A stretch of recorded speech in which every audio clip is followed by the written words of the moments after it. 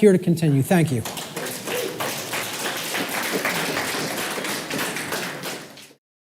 So natural law has been called many different things in different traditions throughout the world at different times in history.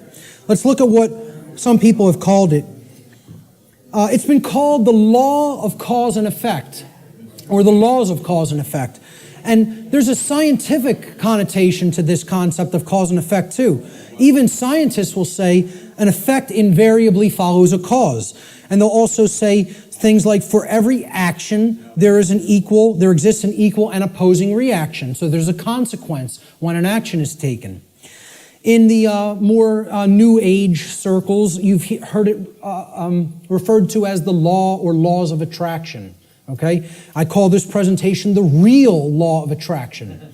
So, however, there are some good things that the New Age community, and I don't tell you it's all bad, I don't make that blanket statement, okay? It is a religion in many respects, but however, there are some truths embedded in it that can be taken on their own and, value can be gleaned from. So one of those sayings is, the energy that we emit is the energy that we attract. This is true. What we're putting out into the universe is what we're getting in return from the universe and what we're creating in our reality. Energy flows where attention goes. I just talked about this in the last section. What we put our attention on is what ultimately gets manifested in the world. As you think, feel, and act, so you shall be.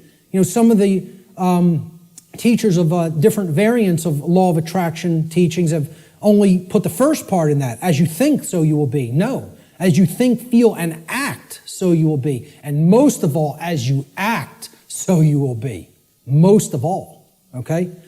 So, it's been called karma. It's been called moral law, as I talked about before. And this is, captured beautifully by the phrase, what we sow, we reap. The seeds that you scatter, that's what's going to grow, and that's the fruit that you're going to harvest. So, a very accurate way of looking at it. Again, it's been called consequentialism. That's another thing I could put into this chart. In other words, that there is free will, but there is no free will without consequence. That's called consequentialism. That would be another very accurate way of referring to natural law. And finally, the golden rule, it's been called. Okay? And it's been stated in the affirmative as, do unto others as you would have done unto yourself. I find this much more powerfully stated in the negative, or what I call the apophatic variant. And we'll talk about what apophatic and apophasis means in a few moments. I think it would have been much less ambiguous, the golden rule, if it was said like this. Do not do to others as you would prefer not to have done unto you. Now the ambiguity goes away because people want to be treated slightly differently. You know, hey, a masochist might want to get beaten by a sadist. Okay, but that doesn't mean do that to others because you like it. But people know what they don't want. They don't want their rights taken. They don't want their property taken or damaged. They don't want to be harmed in their person. You know, they don't want any of those things. They don't want to be lied to. They don't want to be deceived. So don't do those things to other people. So let's jump into this is the heart of the presentation here. It's how natural law actually works in our lives. What are its expressions? How can we come to understand how this operates? There are ways of knowing, and they're through these expressions of natural law. So we defined what natural law is. We talked about the underlying principles that it's based upon. Now we are going to talk about how it works in our lives. Okay? So we're going to build a chart of the natural law expressions in a moment. What these expressions are the recognizable workings in our life. And they take place through 5 basic expressions. Each of the 5 expressions of natural law have a positive aspect and a negative aspect. So that gives us a total of 10 overall natural law expressions. And we're going to build a chart regarding these expressions. Okay? So here's the expression, and then there's a positive aspect to the expression, and there's a negative aspect to the expression. The first expression of natural law is known as, and again, this is what I call these things. There's no hard and fast rules. It's just terminology. It's jargon to try to explain them in words, okay? These are unseen concepts and laws in reality, in nature, in the nature of the universe. Okay, these are just English word terms that I'm applying to these concepts, okay? So the first principle of natural law I call the generative polarity. Or in other words, this is the force or energy that we are using at the base level to start the process of creation. Or you could say of co-creation. Okay? We're co-creating the reality that we experience with the laws of nature.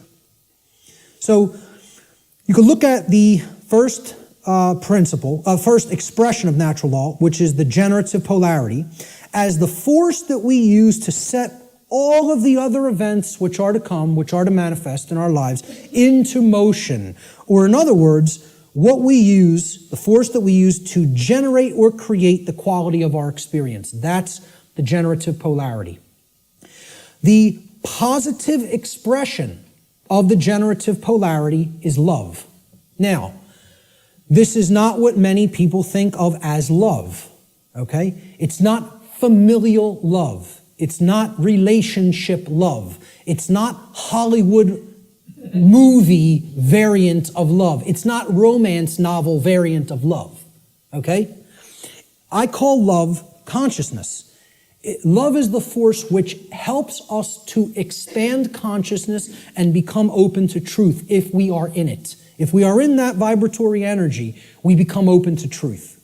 All right? So here's what it looks like visually. I try to put a visual aspect to all of these concepts, okay? And people would think I'm going to put two people together kissing or hugging or something like that, okay? Love is inside each individual if it's present, okay? It doesn't depend on any other person. You can express love with another person, and there's no problem with that. I'm not saying that's a bad thing. That's a great thing if it's present in your life. The capital L, capital O, capital V, capital E definition of love that I'm giving here is not that. It is this force that opens up our consciousness. It's the flowering expression of consciousness, okay? So how I word this is the positive aspect of the generative polarity, the first expression of natural law, is love. In regard to natural law, love should be seen as the expansive force for consciousness. It is the force which helps us to become open to truth and expand our awareness. That's the connotation that I'm giving for the concept called love here. Okay, that's the positive expression of the creative polarity. Now, the negative expression of the creative polarity is the exact opposite of love. So people will automatically think, well, that's hate. And it is not. Because the thing that puts consciousness in a box and prevents it from growing and keeps it where it's at is what? Fear. There it is. Fear. Fear is the basis for unconsciousness. You cannot be unconscious of anything in particular unless you fear it. Okay, that's what shuts consciousness down. And here's my visual for it. Fear. I don't want to look at that. That's too horrible for me to contemplate. That can't be true. I don't want that to be true. That's all fear. Okay? The negative aspect of the generative polarity is fear. Fear is the contractive force for consciousness. Fear is the force which influences us to become closed to the truth, and it is the force which ultimately shuts down our awareness. That's why so many people are unconscious, because they are fearful. They are fearful of the responsibility that comes with knowledge, and most of all, they are fearful of having to act based upon knowledge, because that requires courage. The second natural law expression is the initiating expression, what I call the initiating expression, just my term for it. Okay? The initiating expression is the first stage of tangible and recognizable results which we produce in our lives after we have, quote unquote, set the ball rolling.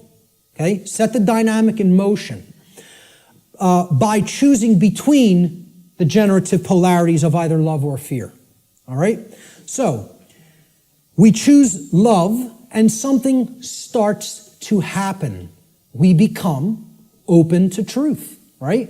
Well, love is the expansive force for consciousness that opens our minds to the truth and awareness. So what do we gain as a result of accepting or existing in the vibratory energy called love? We gain knowledge, which is the acceptance of truth. Since love opens us up to truth, knowledge is its reception. It is the receiving of truth. We come to know, okay? So that's how it starts. I call this the initiating expression. Now, of course, there's a negative initiating expression if we are existing in the vibratory dynamic of fear. That would be the opposite of knowledge. What is it? Ignorance. Right. Okay, now, this is what I put forward as knowledge. This is my imagery for knowledge. Okay? That's a being who knows themselves. You know, and as the mystery traditions of Greece put forward at the Delphic oracle, know the self and you will know the universe. In other words, know the microcosm and you will know the macrocosm. Know thyself. The positive aspect of this initiating expression is knowledge or the acceptance of truth.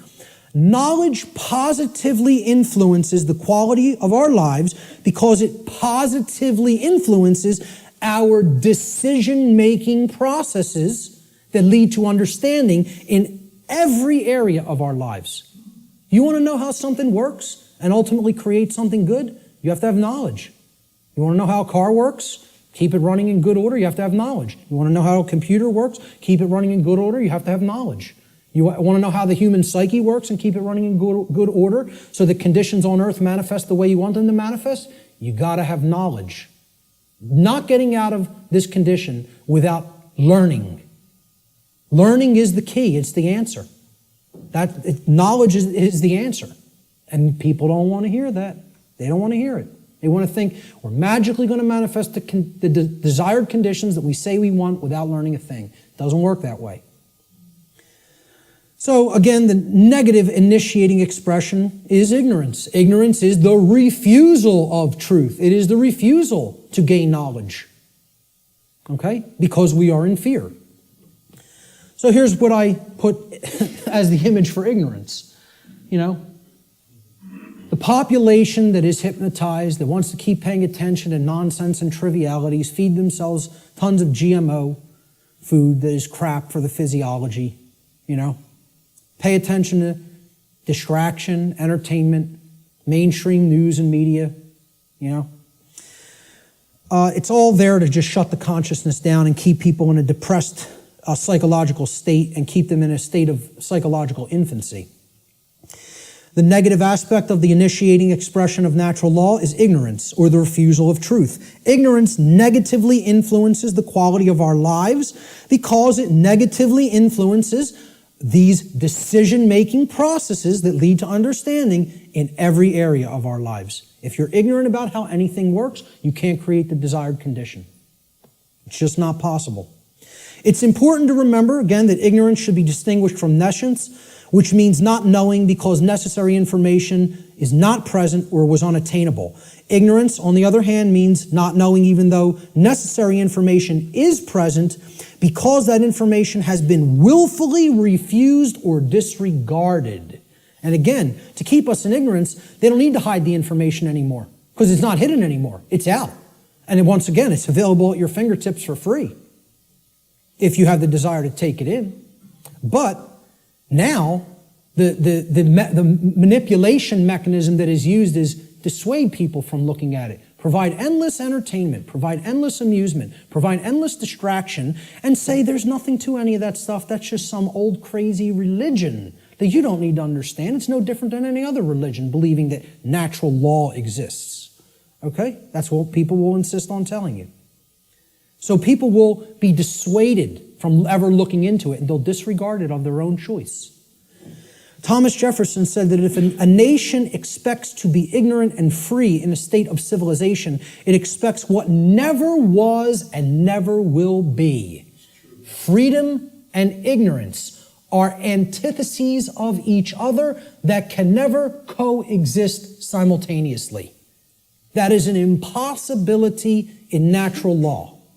I'm going to put up a couple other quotes on ignorance. Samuel Adams said, "No people will tamely surrender their liberties, nor can any be easily subdued. When knowledge is diffused," that means it's everywhere present, "and virtue is preserved," meaning morality. On the contrary, when people are universally ignorant and debauched in their manners, meaning purely selfish and only worried about themselves, they will sink under their own weight without the aid of foreign invaders, meaning the society will turn inward on itself and collapse and destroy itself just based on the fact alone that the population is ignorant and they are ensconced in moral relativism and other forms of debauchery and just self-pleasure as their highest virtue, their highest desire. Socrates said that the only good is knowledge and the only evil is ignorance. And this is a quote I'd like to be remembered for. "Willful ignorance in the presence of knowledge is the measure of a bad person." And people will say that's extremely harsh. That's true. That doesn't make the statement untrue. The statement is true as well. It is a harsh statement. See, people in my family will ask me, why don't you have anything to do with me anymore? I've deliberately cut off many members of my own family. Okay? Because many members of my own family say, I know what's going on and I don't care. I don't intend to do a damn thing about it. I'm worried about me, myself, and mine, and I don't care what's happening in the world. Well, you know what that's called, folks? That's called a bad person.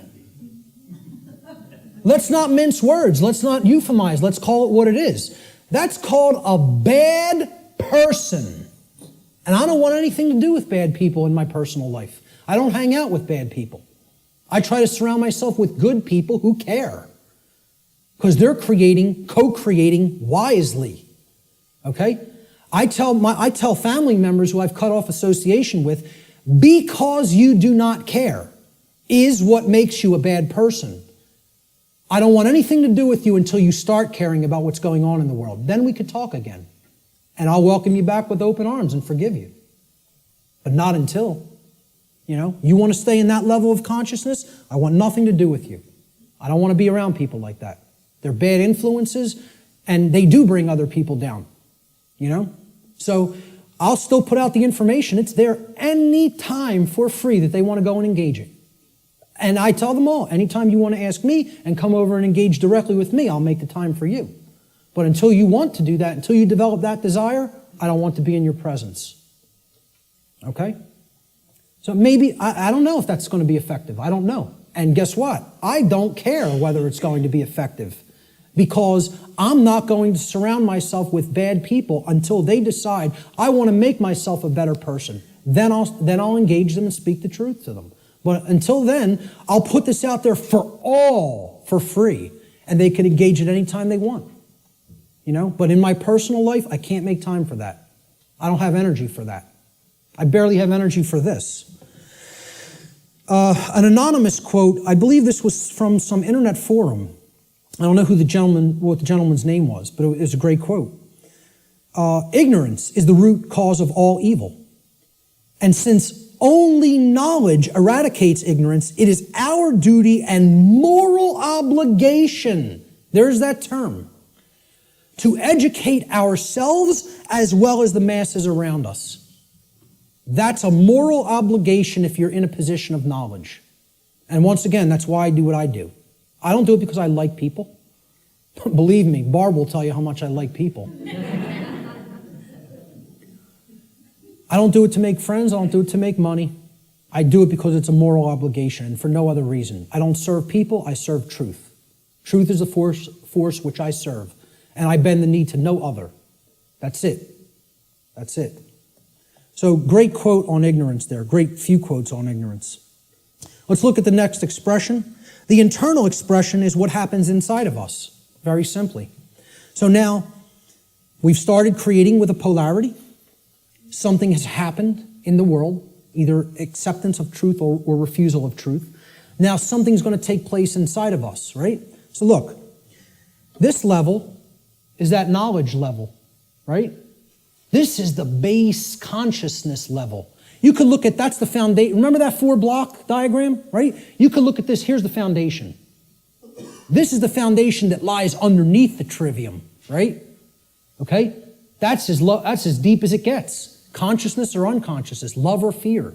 That's what everything is a choice about, between, right? Now here's that first block. Knowledge or lack thereof. Knowledge or ignorance, right? And you can see these polarities are like that concept of, the polarity aspect of the natural law principles, okay? There's one thing that's real, and then this is the illusion, okay? These are two aspects of the same thing. This is consciousness, and this is its lack. This is acceptance of truth, and this is the lack of that, okay? So it's the same thing, but opposite in degree, which is why they're the same expression. Now, what happened after knowledge or lack thereof? We went up to understanding, right? So that's what this level is.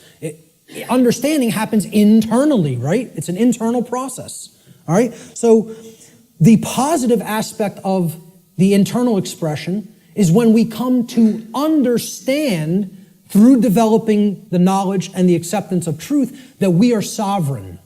Sovereignty is the expression, the internal positive expression of natural law. Now, again, underneath these, in parentheses, I always put what I call these things, another name that I've given to these things, these concepts. I call sovereignty internal monarchy.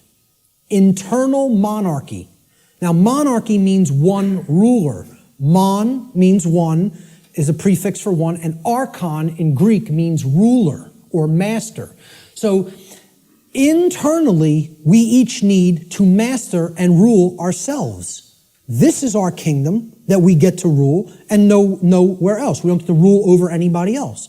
Many people think they're the rulers of other people, but they're wrong. Each of us is a sovereign being.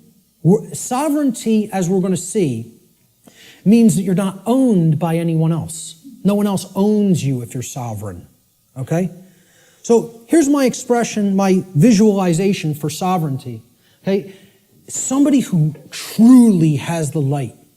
They have the light at their disposal. They're bathed in it. It's flowing within them. Okay? And light has always been associated in different mystery traditions as knowledge. It's been a symbol that has represented knowledge. This is the person who has the knowledge and has gone through the decision making and filtering processes with that knowledge to come to an internal understanding that they are a sovereign being. And I have news for everybody, whether you know it or not, whether you are familiar with the term or not, every person here is a sovereign, and you can never not be. It is an impossibility for you ever to be non-sovereign. It cannot be done. Cannot be done in nature. Okay? Every single human being on this planet is a sovereign being. And we're going to look at what a sovereignty actually means. The positive aspect of the internal expression is sovereignty, or what I call internal monarchy, meaning one ruler within. Internal monarchy, one ruler within. As a state of consciousness, sovereignty means that one has unified the three aspects of their consciousness, such that there is no internal contradiction between one's thoughts, emotions, and actions. We become a being that as we think, so we feel, so we speak and act. And there's no contradiction between those. We're not torn apart from within in this state of internal opposition amongst our own consciousness. Okay? Moreover, let's break the word sovereign down. That's where we're going to come to the real meaning of the term. Sovereign is derived from the Latin adverb super. Super means above. See, in classical Latin, there's no V in classical Latin, right? There was no V character. Actually, if you wrote a V like that, it was a U, okay? And why a double U looks the way that it is. It's two V's, actually. But that sound was U in Latin, if you see a V. There's no v sound in classical Latin. It doesn't exist phonetically. All right? So this phonetic variation that we express as v or v in English, in Latin was P or B. It was represented by a P or a B. So what we're really seeing here is suver, okay? But it was pronounced in Latin super, like super. Well, what does super mean? Super, you're beyond, you're above and beyond, okay? It means above or beyond, that's what it means. A superman is one who's beyond an ordinary man, right?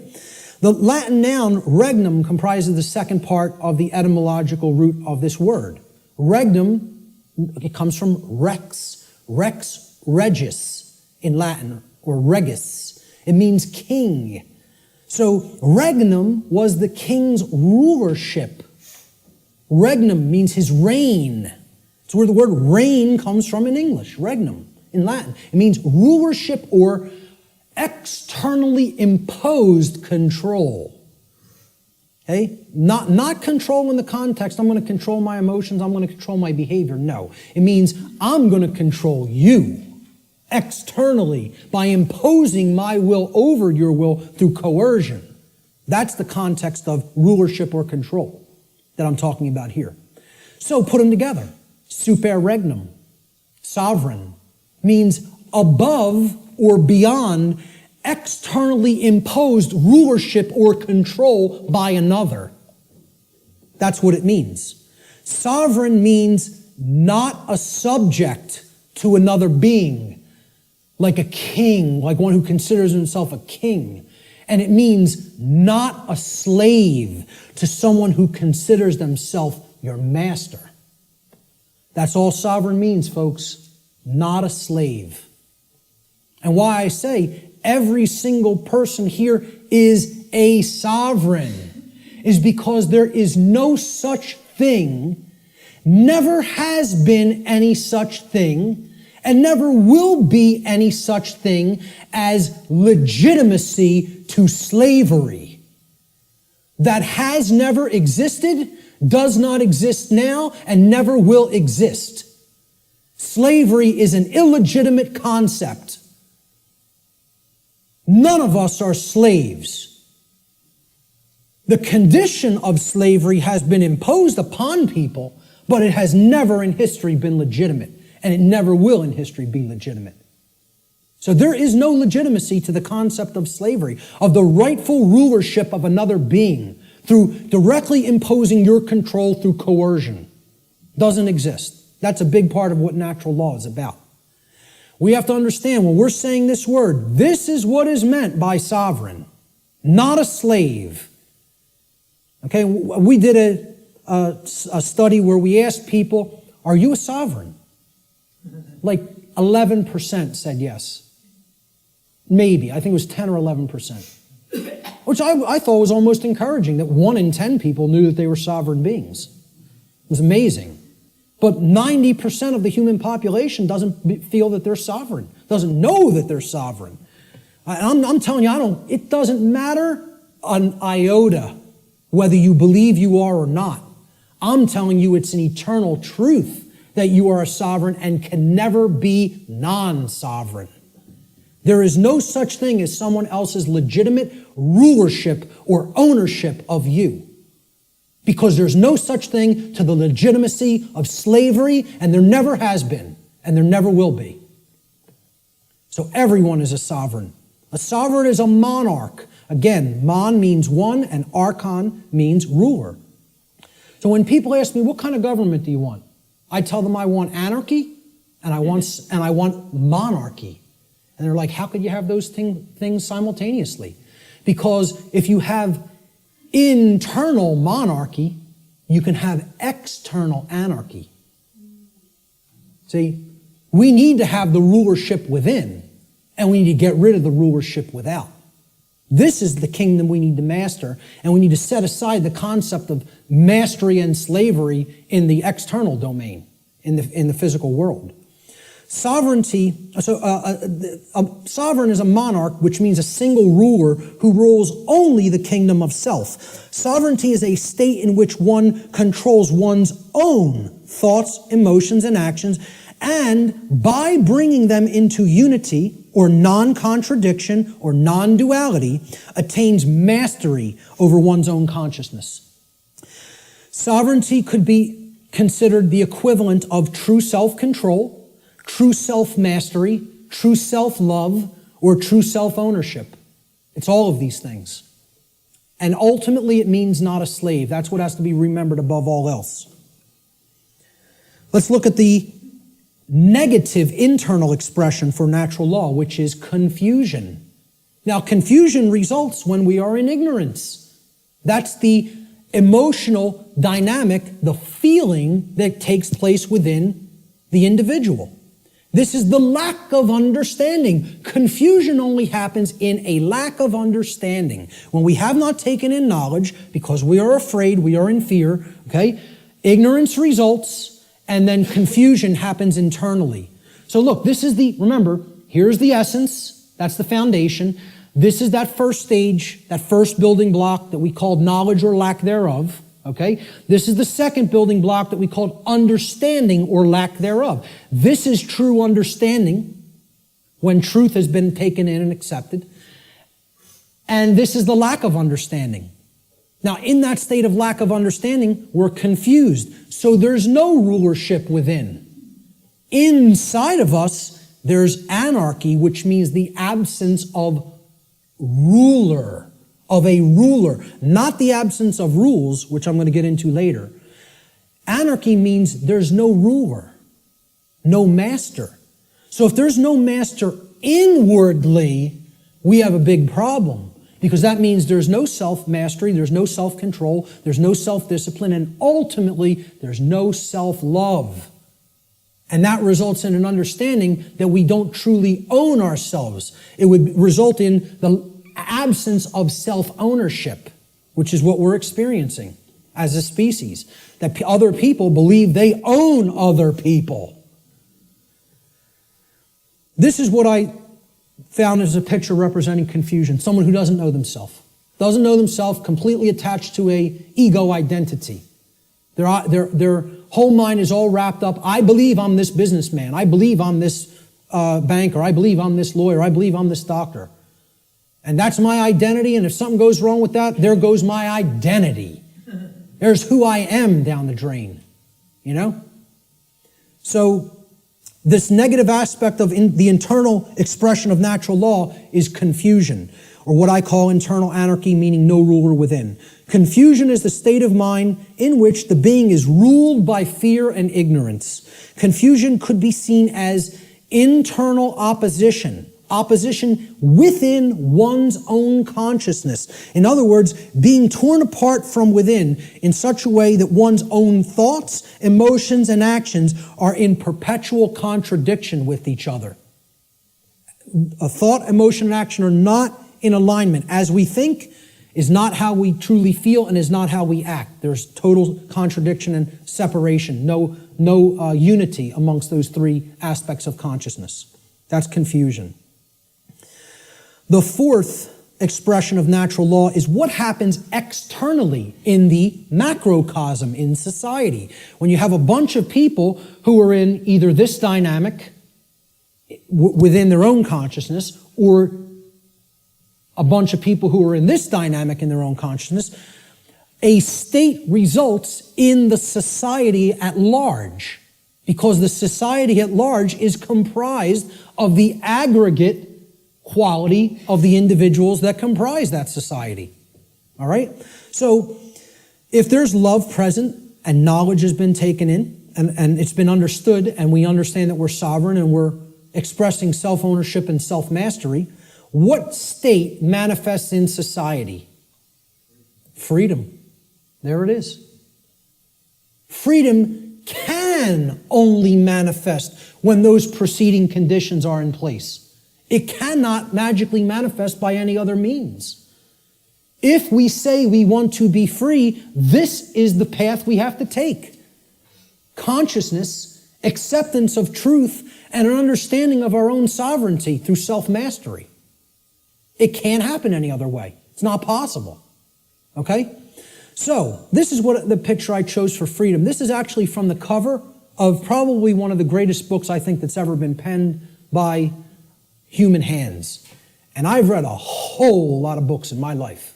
And for me to say that, it's a high compliment. Okay? I think I'm a pretty good judge of books that can impart some wisdom to people.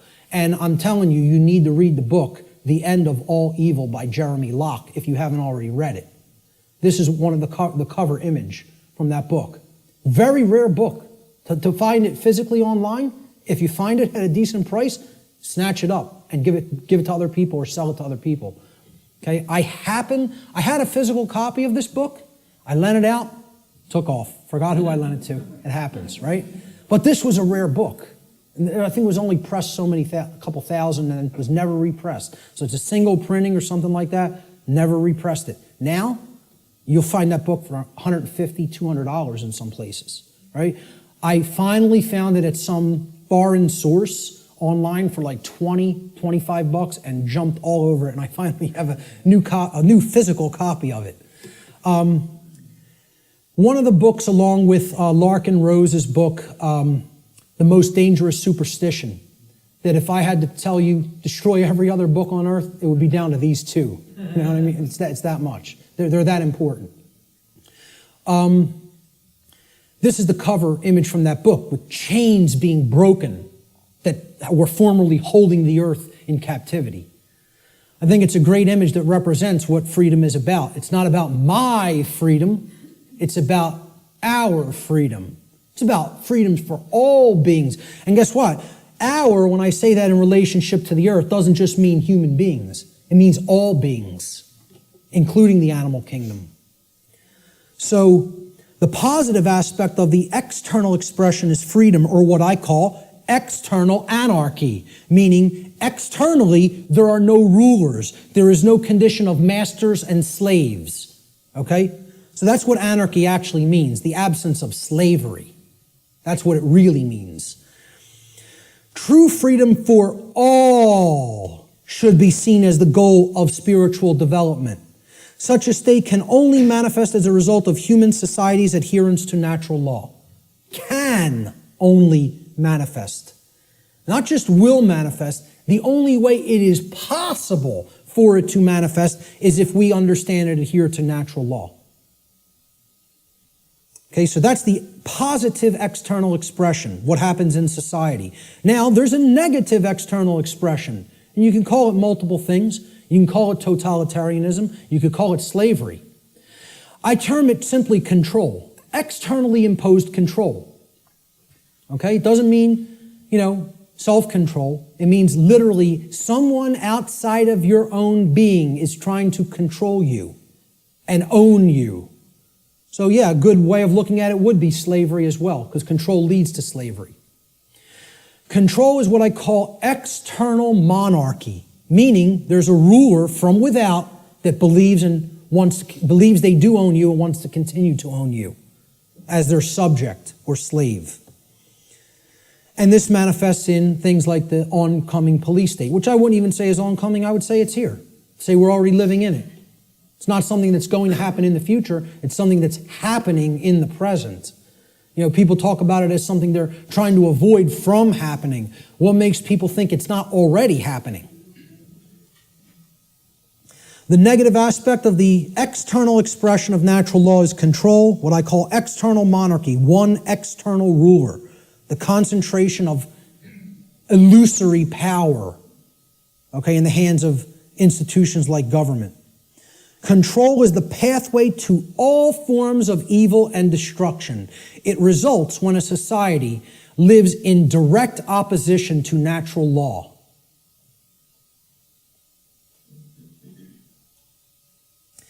The fifth and final expression for natural law, how it operates in our lives, is what I call the manifestation, or the result that we create. So, again, here's the foundation for that little 4-part building, right? Here's the first block, knowledge or lack thereof. Here's the second block, understanding or lack thereof. Here's the third block, wisdom or lack thereof, which is why we're in a society that's completely based in control, because we're drowning in knowledge and having a lick of wisdom. You know, or very, very little, I should say. Certainly not enough to go around. Okay? That's the action stage or the wisdom stage, what happens externally. Right? This is that top block. Remember the top white block that sat on top? We had the blue block at the bottom, then the red, then the green, and then the white block. This was the manifestation, the result that we create. Remember what little question I put on the top of that white block? Who can tell me what it was? The manifestation. Diagnosis. No, the manifestation was either order or chaos. What do we ultimately create?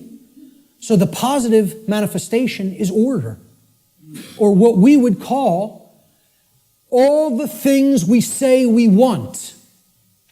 Manifested goodness, everything being okay, not creating self-inflicted chaos or suffering. This would be, we get what we say we want to get. And there's requirements for that, and here they are. There's the requirements. You got to be in this vibratory energy of consciousness. You have to accept the truth and develop knowledge. You have to have an understanding that you're a sovereign being, and you have to work toward the manifestation of true freedom. Then you'll have all the things you say you want. Manifested goodness and order in your life. And that's the only path to it. I'm telling you, that's the only path to it. Blanket statement. The human mind has a hard time with blanket statements. Has a hard time with always, every, without exception. The ego doesn't want to hear that. Again, humanity's greatest fear may be that the truth is absolute. I would say an even greater fear it has is that the truth is singular. That there's no such thing as my truth, your truth, his truth, her truth, their truth. There's just the truth, and whether we align our perceptions to it or not. That's humanity's biggest fear. So this is what I viewed order as being like. Okay, we have beings that are actually full of the light, and they're working toward a world that is based in freedom, cooperation, knowledge, sovereignty, no control. Okay? It's what I call in some of my former presentations cooperative spiritual anarchy, which is the natural condition of humanity. The natural, meaning spiritual, natural condition of the human species that has been blocked from manifesting through mind control, indoctrination, fear-based, trauma-based methods. So that's what I call order, the positive manifestation, manifested goodness. It represents everything we say we want, and it only results when there is balance or justice. Justice comes about through adherence to natural law. Justice can only be present when truth has been accepted in our lives and our behavior has been brought into harmony with natural law. Cannot manifest any other way. That's the positive manifestation. The negative manifestation is the opposite of order, chaos. Chaos is manifested evil. I just put this as, complete disregard for other people, breakdown, me first. Knock everybody else down. Get what I want. Don't worry about anybody else being hurt. Don't worry about anybody else's freedom. Don't worry about whether anybody else's rights are being tread all over. Doesn't matter. Let me get mine. Self-preservation is the highest law. Survival is all that matters. Even if I have to step on somebody else to get it, to make that happen. Yeah, it's an animal. That's exactly right, sir. That's exactly correct. That's not a human being. That's an animal. That's how animals in the animal kingdom behave. And again, natural law doesn't work the same way for animals as it does for human beings because they do not have the same capacity for consciousness that a human being has. So let's not start saying that's the natural order. No, it is not. It is the exact antithesis of the natural order. The natural order is just that. Order. It's in the word, it's in the phrase, natural order. What people are describing as the natural order through this utter nonsense concept called social Darwinism is, as I've called it before, psychopathic chaos. And break down that word. Psychopathology means an illness of the mind. Psychopathy is mental illness. Psyche in Greek means the mind. Okay? And pathology is an illness, sickness. Psychopaths are mentally ill. And they don't create anything resembling order. All they can create is chaos, which is why they want us to mimic their mindset, because they're just bent on hell and destruction to manifest, and they have to have our complicity and cooperation to make that dynamic happen. Our energy has to be given over to them by our mindset being made like theirs. Otherwise, their worldview can't come into manifestation, which is one of chaos and disorder. The negative manifestation, chaos, or manifested evil, is the exact opposite of what we say we want. Chaos results when there is imbalance and injustice, which results whenever there is ignorance of truth and behavior which is in direct opposition to natural law. So that's our chart, and one last thing I want to say about it is that the manifestations or the expressions of natural law are what I would call, they're unilateral. They don't cross into each other, okay? There's no such thing as, well, I've accepted the truth and I've developed knowledge, so now I'm in a state of confusion. It doesn't work like that. Okay? You can't go from ignorance to sovereignty, to the understanding that you're sovereign. You cannot cross the area of these charts. Once you're here, you can only go here. In order to get here, you got to come from here. In order to get here, you got to come from here, here, here, and here. You don't get there from any of these. You don't get here from anything in this column. You don't get here from anything in this column. Okay? Please keep this in mind. These expressions are unilateral. Okay? You can't skip. No, they cannot be skipped either. Good question. They must proceed in order and in the same column of expression. So you can only get to order through freedom, which comes about through the understanding that we are sovereign, which comes about through taking in knowledge of truth, and which comes about through staying in a vibratory energy of love or higher consciousness. The openness to truth. That's it. Same thing here. We can only create chaos when our society is bent on control, okay? Because we are confused beings that don't understand our sovereignty and think other people can legitimately own us or rule us, and that comes from a place of ignorance or refusal of the truth, which is based in fear. Can only manifest that way. Blanket statement, too. And I will not retract on that blanket statement because this has nothing to do with what I think or feel or my beliefs. This is how laws operate in creation. Not a belief system, not a religion, has absolutely nothing to do. I did not develop this. I came to an understanding of it by seeking truth. I'm telling you, this is not my information, never has been my information, never will be my information. There's no copyright on it. I don't claim it. It's eternal truths that have existed forever and will exist forever, whether human beings are here or not. Take it and share it freely and widely to anybody that's capable of comprehending it, because it's the only way we're going to get out of this mess. Okay? Those are the expressions of natural law. Now, when I say living in harmony with natural law or living in opposition to natural law, what do I really mean? Well, what this has to do with is knowledge. And we're going to keep going back to this trend. This thread is not going away. Okay?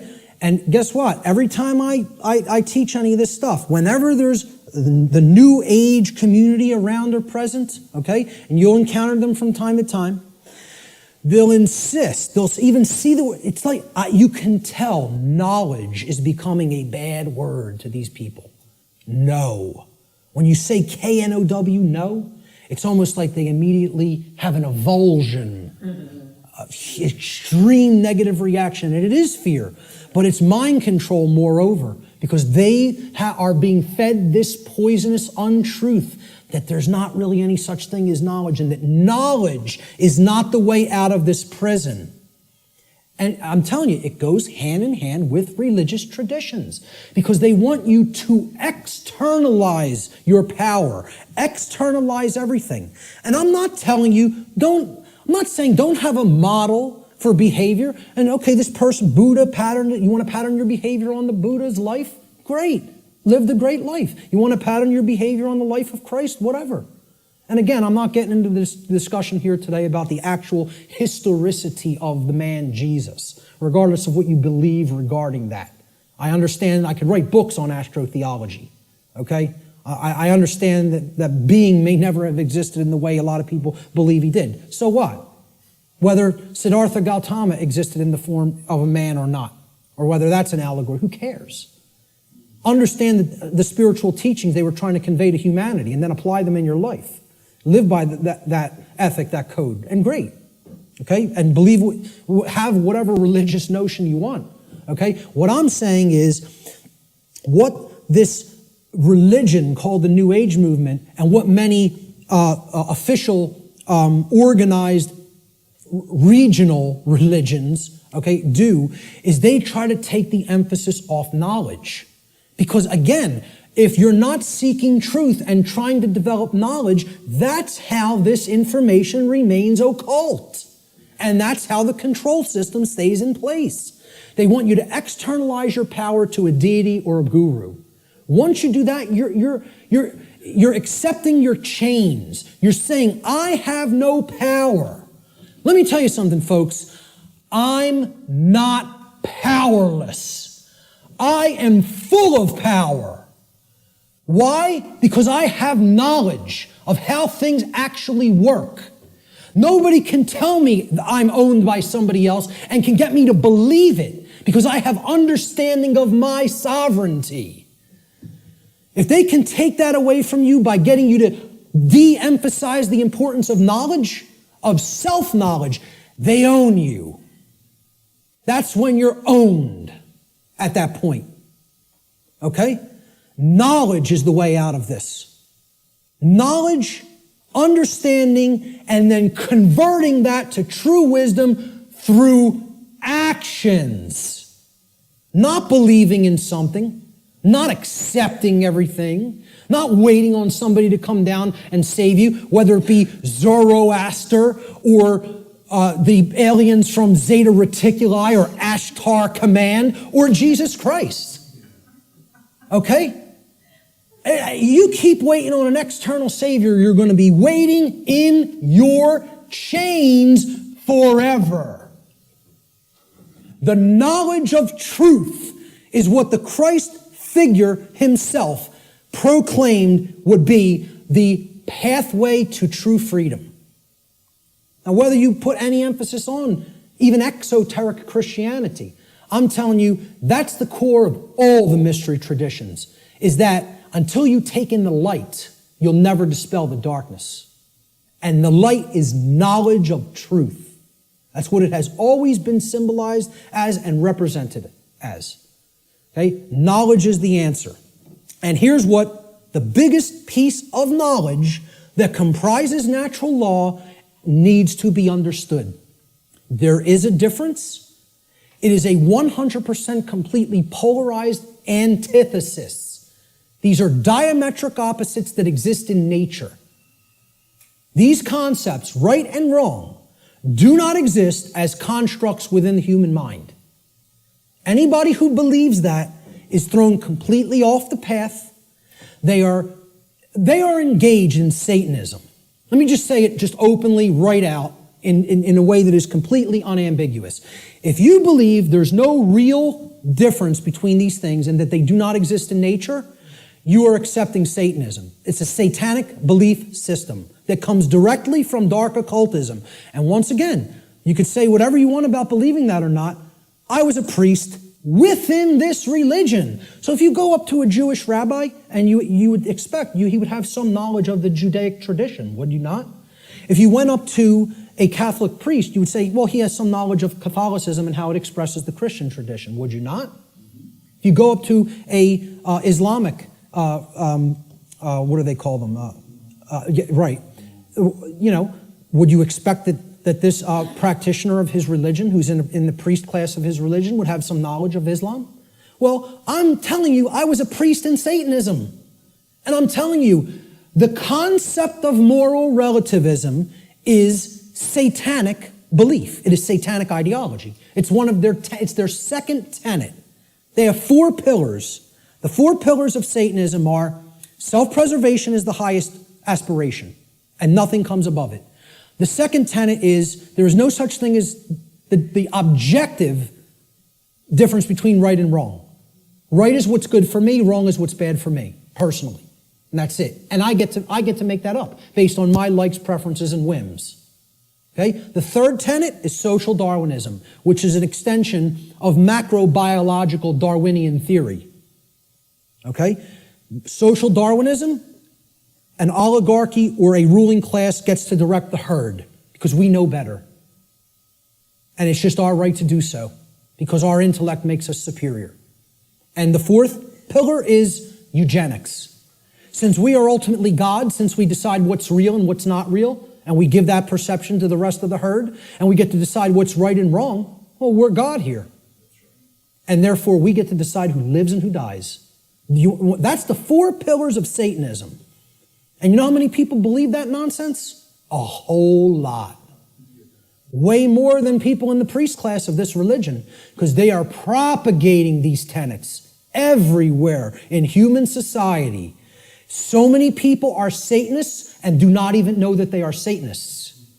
It is a secret, infectious ideology. And I'll tell you a personal anecdote real quick. And I'll tell you who it is now, because I don't care anymore. My own grandmother. All right? Let's make it personal. All right? Okay? And I hope she sees it. My own grandmother, I believe was in her late 70s or maybe early 80s at the time. Okay? I think she's in her mid-80s now. And I don't speak to her anymore. I took a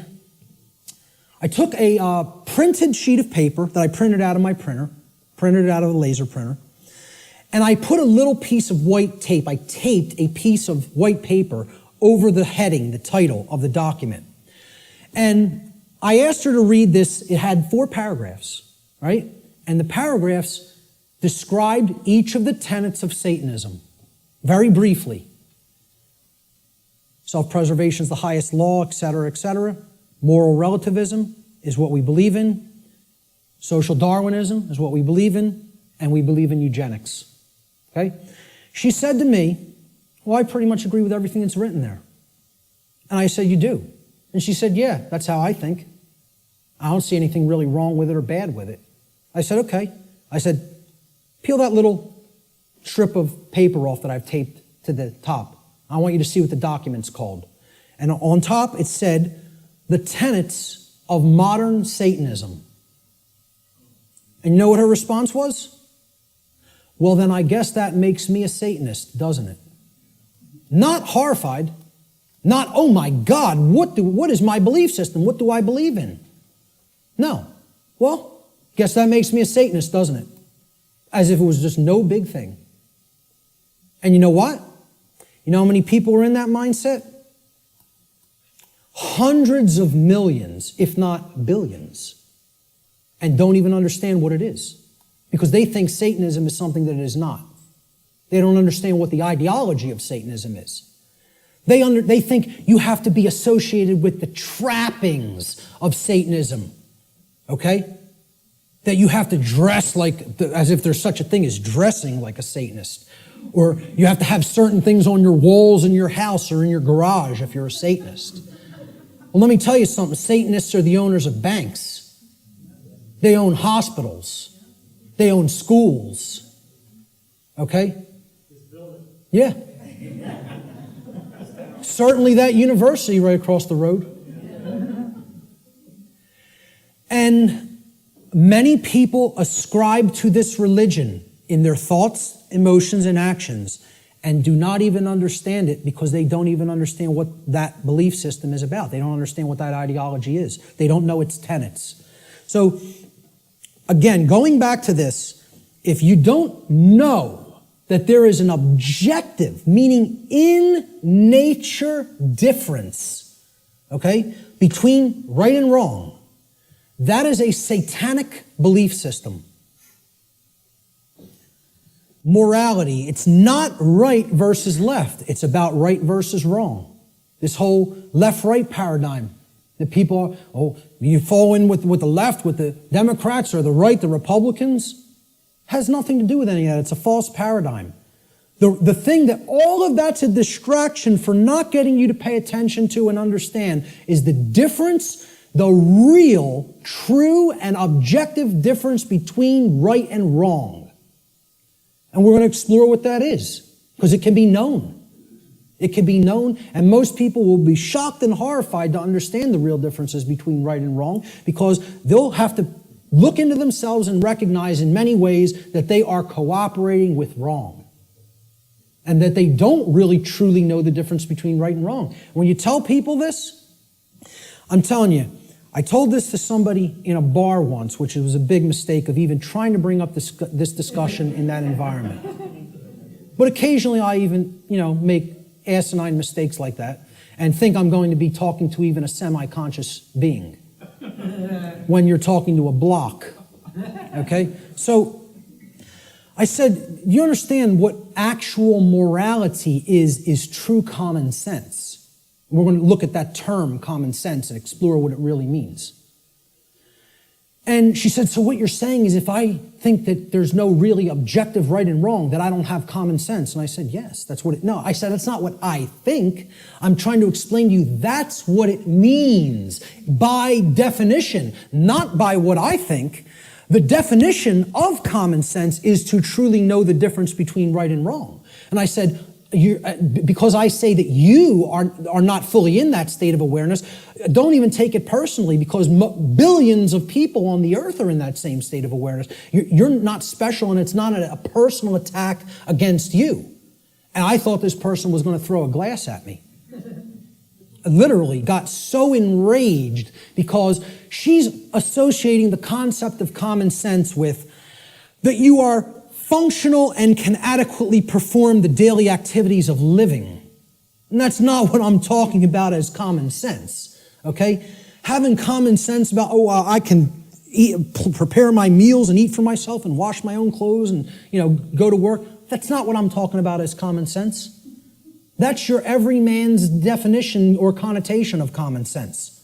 We're going to talk about what common sense really is. Okay? A deep understanding of morality, which are the principles concerning the distinction between right and wrong behavior, lies at the very heart of natural law. This is the essence of it, folks, right here. And here's the difference between right and wrong in a nutshell, about as simply as I am capable of describing it. All right?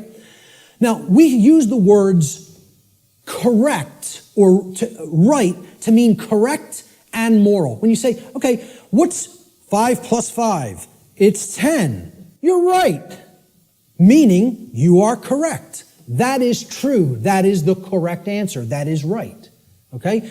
And then we say, was stealing that money from Jim, was that right? To mean, was it a moral behavior? So now, why would we use the same word, again, like the ancient Romans used the same word, book and free? Okay, those two different concepts were represented by the same word, liber, right? And there's a reason, because reading will put you on the path to true freedom if you read the right books. Okay? Why would in the English language, we have other words to mean the same concepts, but the word right means two things simultaneously. It means both correct and it means moral. There's a reason, because they mean the same thing. Correct is moral. Correct meaning that it is in alignment with that which is true, means literally by definition, if it is true, then it is moral. The more you are following something that is false, that is not based in truth, the more you are going down the path of immorality. of wrongdoing. So we have to come to know what is true regarding right and wrong if we are going to be able to correctly, with wisdom, choose between these two modalities of behavior. So, right, again, it means both correct, which is based in truth, and moral, which means that the action, if taken, if acted upon, is in harmony with natural law. Actions based in it do not result in harm to other sentient beings. That's the definition of right. Now look at how simple that definition is. And think about it for a moment. We're talking about what is a right. Meaning, what do you have a right to do? And what you have a right to do is no different than what I have a right to do. What I'm telling you here is every single human being on this planet has the exact same rights. Not one person has one more right than another being. Not one person has one less right than another being. To think that anybody has more or less rights anywhere on the earth at any time in history is a fallacy. It is a lie. It is a deception. It is wrong. It is not correct. It is not based in truth. Rights are universal and the exact same for every human being. Blanket statement, absolute truth. Let the ego chew on it and deal with it. Okay? And again, the ego will have a hard time with this in many cases, with many people. They'll hear that and they'll want to throw a glass at me. So, look at the definition again. A right. So, when you make a definition, right, this is a noun. Right? Noun's a person, place, or thing in the English language. We're talking about a noun here. You look up the word right, it's a noun, meaning a right. A right that we have to enact, to take, is an action. You have to start a definition with the same type of word. You're defining a noun, you got to give it a noun to start the definition. A right is an action. Most people will never even be able to tell you that. Just say, can you define what a right is to me? They will not give you this noun. A right is an action. So is a wrong an action. A right is an action that if you take it, it does not cause harm to other sentient beings. That's the simple and easiest definition that anybody can give for what a right is. And I guarantee you, you go and engage as many people as you want on the street. I have not asked this question and had anybody ever raise their hand or even contact me later and say, you go up to somebody on the street and ask them if they can define what a right is. Nobody can give you the correct definition for what a right is. Now, if you don't know what the definition of a right is, you certainly don't know whether you're choosing accurately between a right and a wrong, between right and wrong behavior. You can't. It's not possible. So many people believe that they're allowed and they can do actions with no consequence that actually aren't in alignment with natural law because the taking of those actions do result in harm. And they don't really even understand that. So let's look at what a wrong is. We're going to deeply look into what a wrong is. We're going to focus on what wrongs are. Because in reality, to even start this, right, what have we based this definition on? Actions based in it do not result in harm, right? That's the negative of another definition. Well, it's the negative of this definition. So you can only actually define a right by knowing what a wrong is. A right technically cannot be defined outside of the negative. A right can only be defined apophatically, meaning understanding what a wrong is and then stating that it is anything that falls outside of the parameters of wrongdoing. Okay, and we're going to get to what those parameters are. All right? So, I'm sorry, I want to focus on wrong for a moment.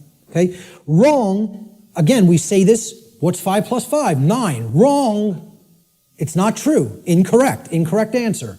It's not based in truth. We use the term wrong to mean both incorrect and immoral. Well, that was wrong what you did to that person by hitting him for no reason. You didn't have the right to do that. Immoral means in opposition to natural law. Because actions that are based in it result in harm to other sentient beings. That's the simple definition of a wrong. Now we can go deeper into the definition of what a wrong is and look at different types of wrongs, which is what I'm going to do in a moment.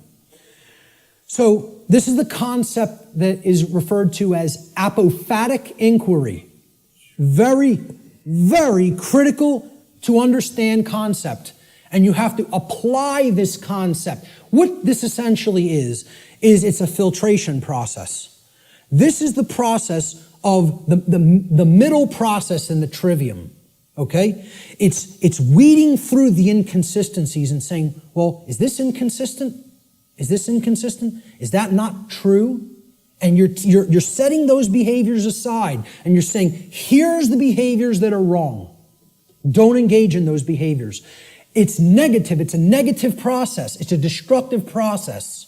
You're taking away from the body of everything that can be done, and you're saying, I'm pulling all of these out through a weeding down process and saying, these are all inconsistent with truth. It's called apophasis, apophatic inquiry. And that is to be delineated from what's known as cataphatic inquiry. Cataphatic inquiry means you're reasoning in the affirmative, and you're not trying to weed down through a process of elimination to get to the truth. Okay, so cataphasis or cataphatic inquiry would be equivalent to inductive reasoning, whereas apophatic inquiry or apophasis would be akin to deductive reasoning. All right? Rights are most easily understood when they are considered through apophatic inquiry, or what is known as the process of apophasis. This process helps us to understand what a right actually is by understanding which actions are not rights because they cause harm to others. They're the cause of harm. Here's what apophasis is. It's been called apophatic inquiry. Okay? Really look this up. Understand what apophasis is because it's part of the trivium process. All right? It comes from the Greek noun apophasis, written there in Greek script, which comes from the Greek verb apophanai. Okay, so apo in Greek means away from or the negation of, and phanai in Greek means to say or to speak. So when we put them together, it means to say no or not to say, or to say what something is not, in other words. That's what apophasis is. You're saying this is not this. It's the opposite of that. Okay? So it is a method of logical reasoning or deductive reasoning that is employed when you are given a limited set of possibilities in order to arrive at knowledge by way of the exclusion of known negatives. You're setting the logical inconsistencies to the side and saying, this is not what this thing is. That's called apophasis. Okay? You are describing what something is by explaining what it is not. This is called affirmation through negation, is another term that this truth discovery process is known as. Okay? So, what we're going to do is apophasis. We're going to do apophatic inquiry regarding right and wrong. So, what is not a right? What are ways that people can cause harm to other people or animals? Ways that we can cause harm to other sentient beings. One of the first thing, so what we're doing here is we're going to list the boundary conditions for natural law here, for breaking natural law. If we take these actions, we are breaking natural law because the action is a cause which results in the effect of harm to another being. All right? So these are what are simply, I call them the natural law transgressions, which means sins or wrongdoings. They're simply harmful actions that a person is capable of taking to another being, against another being. That's all. So of course, many people will get the first one. What's one of the main horrible wrong things that somebody can do to another person? Kill them, murder them, take their life. Okay? Murder. And I would distinguish murder from killing as well, because occasionally, to defend oneself, killing may be necessary. But murder is always immoral and wrong. Okay? See, the fifth commandment in Hebrew, do you know what it says in Hebrew? It does not say thou shalt not kill. The term for murder in Hebrew is tirzach. The fifth commandment in Hebrew is lo tirzach, which means do not murder. Murder as a verb in Hebrew is a completely different word and a totally different connotation than the verb to kill. Because what they're saying is, don't take life without any right to take it. Meaning that you initiated the violence. And that's what murder is. It's the initiation of the taking of somebody else's life when you had absolutely no right to take that life. Now, if someone is coming after you, your rights, there may be times when you do have to take defensive action and forceful action, up to and including deadly force. We're going to talk about that later. But murder is the first natural law transgression. And if you want to go down to a subsection of this transgression, you could list it as a totally separate wrongdoing. I'm keeping it in the same basic category.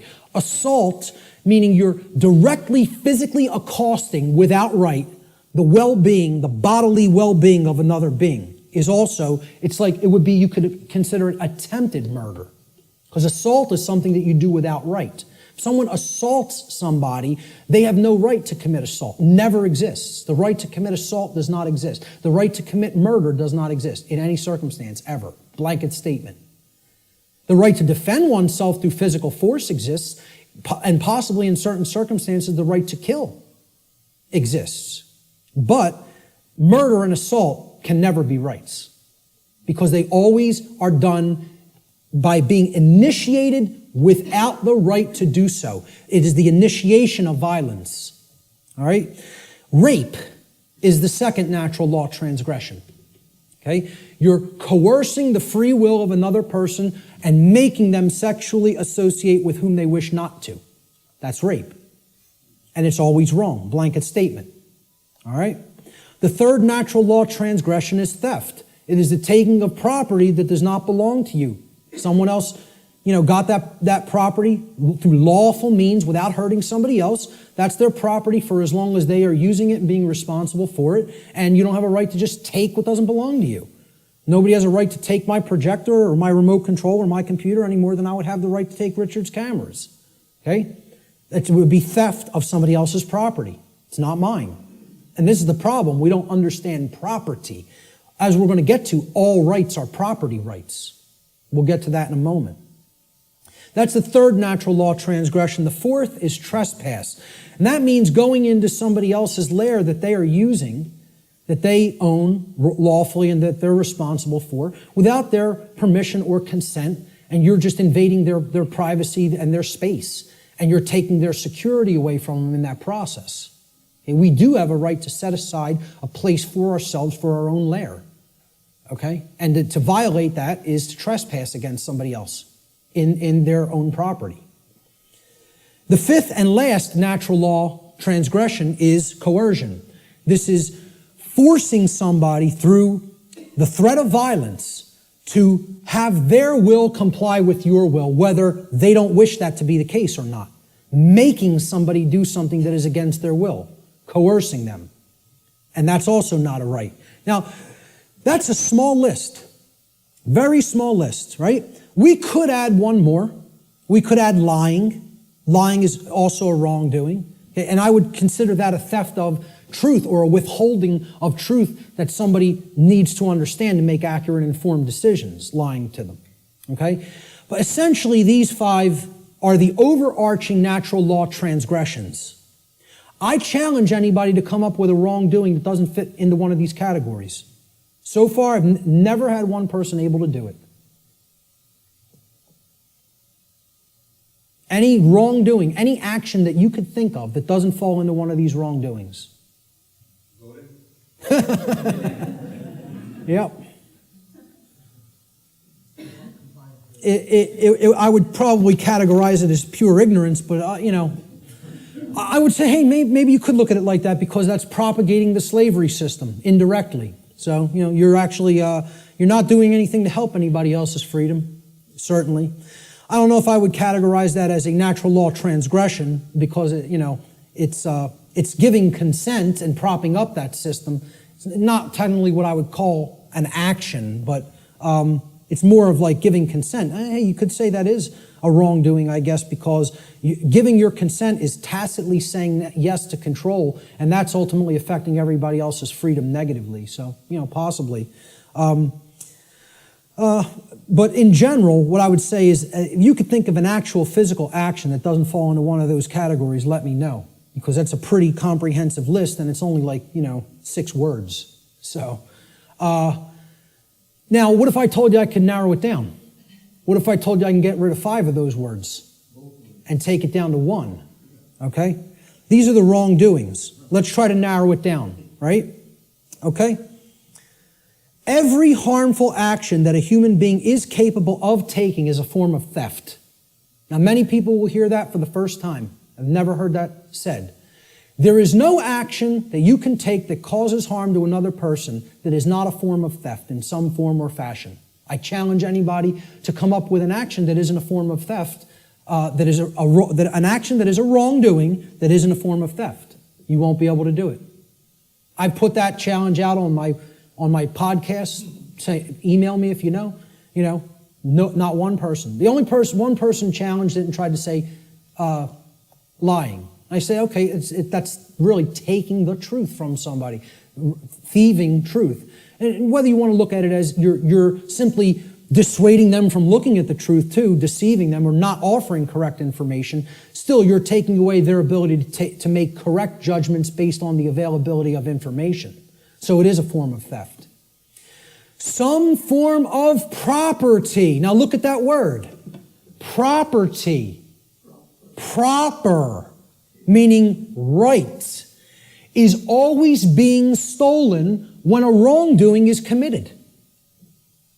All rights are property rights. All wrongs are theft of property.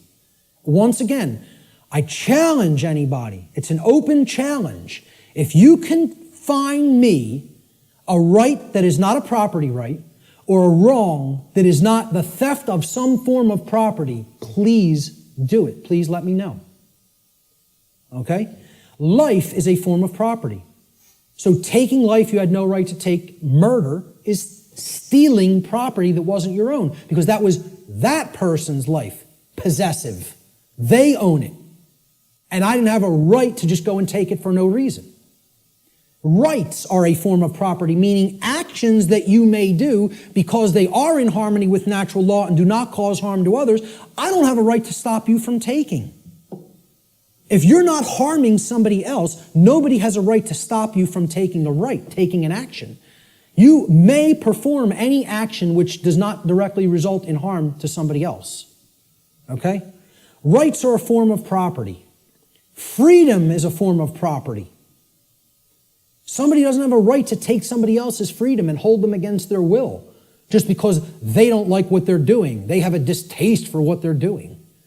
Or they want them to comply with their behavior, with their commands. Okay? They want them to make their behavior comply with commands that they're being given. So, if you really break it down, let's look at the wrongdoings once again. Murder. Is that not the taking of somebody else's life? Assault is the taking of their right to remain unharmed in their person. You're taking their health if you assault them, right? Their homeostasis in their body is being put under assault. And that's robbery. That's somebody taking something that isn't theirs to take. Rape. You're taking somebody else's free will to sexually associate with whom they choose to sexually associate. And therefore that's a property theft. Because that's their property, their free will.